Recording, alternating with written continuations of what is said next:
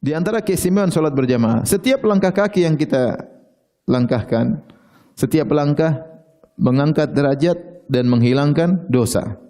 Setiap langkah, ya, satu langkah mengangkat derajat, satu langkah menghilangkan dosa. Dan seorang berusaha untuk tatkala pergi ke masjid, dia bersuci terlebih dahulu, ya.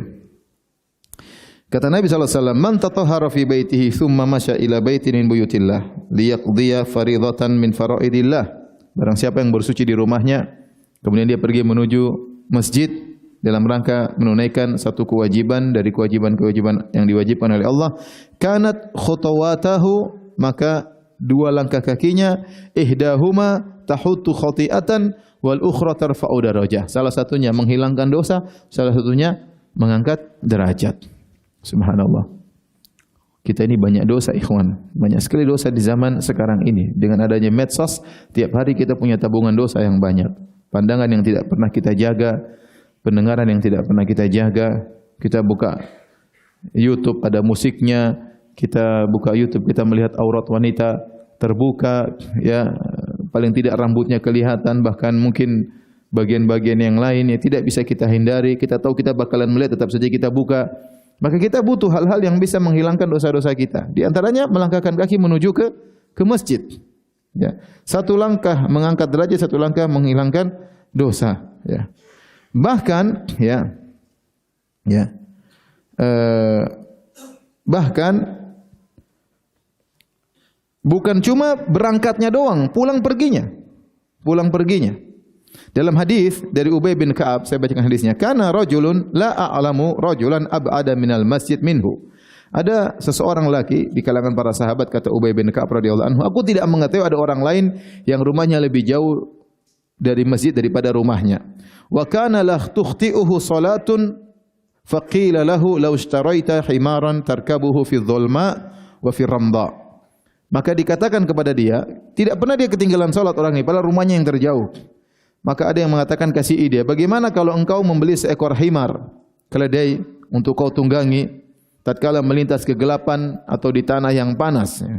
Kalau malam bisa naik himar, ya, mungkin khawatir injak sesuatu, ya. Kalau ada kendaraan kan enak.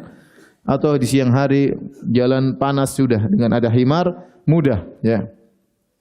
Apa jawaban dia? Qala ma yasurruni anna manzili ila jambil masjid. Aku tidak begitu suka kalau masjidku, rumahku di samping masjid. Inni uridu an yuktabali mamsyaya ilal masjid wa ruju'i ila ahli.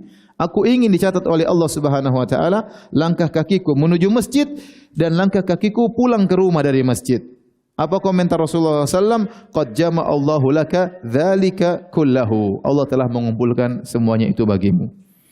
Ini dalil, ya. Beberapa faedah dari hadis ini. Yang pertama bahwasanya kalau seorang rumahnya jauh, tidak dianjurkan dia untuk pindah rumah ke dekat apa? Masjid. Ini yang pertama. Supaya apa? Supaya langkah kakinya semakin apa? Jauh. Yang kedua, faedah bahwasanya salat menuju ke masjid termasuk ibadah yang dianjurkan untuk berjalan kaki, tidak naik apa? Kendaraan. Asalnya Islam tidak ingin susah, ya. Wa ma ja'alallahu 'alaikum fid dini min haraj. Allah tidak ingin membuat kesusahan. Yuridullahu bikumul yusra wa la yuridu bikumul usra. Allah ingin kemudahan bagi kalian dan Allah tidak ingin kesulitan bagi kalian. Tetapi ada sebagian ibadah yang memang Allah suka kita bersusah-susah. Hukum asalnya Allah tidak ingin kita susah, tapi ada sebagian ibadah yang memang dianjurkan kita susah, di antaranya salat berjamaah, kata para ulama, karena telah datang nas kita dianjurkan jalan kaki, tidak naik kendaraan. Padahal kan lebih enak naik apa? Kendaraan. Apalagi kalau jalan dari Jakarta Timur ke masjid ini, Masya Allah. Melewati berbagai macam medan tadi. Jadi ini di antara ibadah yang kita disuruh untuk berjalan kaki. Makanya sahabat ini waktu dikasih ide, kenapa kau tidak beli himar? Dia tidak mau. Dia ingin, saya ingin jalan kaki. Dan Rasulullah membenarkan. Kata Rasulullah, qad jama'allahu laka dzalika kullahu. Ya. Jadi ini di antara ibadah yang dianjurkan, ya.